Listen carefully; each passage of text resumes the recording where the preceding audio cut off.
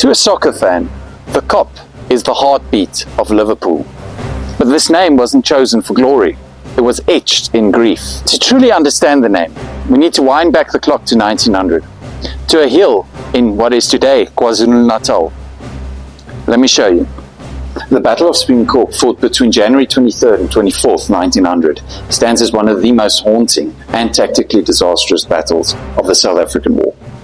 Part of the British campaign to relieve the besieged town of Ladysmith, the battle remains a symbol of Victorian military hubris and the lethal reality of modern industrial warfare. General Sir Redvers Buller sought to break the Boer lines all along the Tugela River, and he chose to attack Spion Kop, the highest vantage point in the region. Under the cover of night, British soldiers ascended the steep slopes and fought off a small Boer contingent at the top of the hill. However, the victory was fleeting.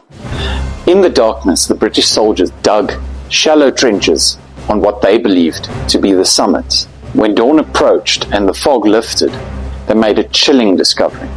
They were entrenched on a false crest.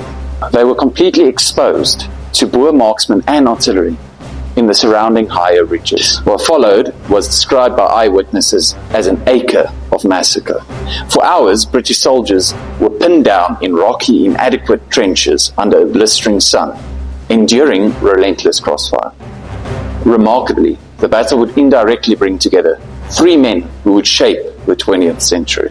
Winston Churchill, reporting as a war correspondent, Louis Botha, the Boer general who would become South Africa's first Prime Minister, and Mahatma Gandhi, who volunteered as a stretcher bearer for the Indian Ambulance Corps. By nightfall, communication failures had led both sides to believe that they had lost the battle. While the Boers initially began to withdraw, it was actually the British, who were bloodied and exhausted, that first abandoned the hill.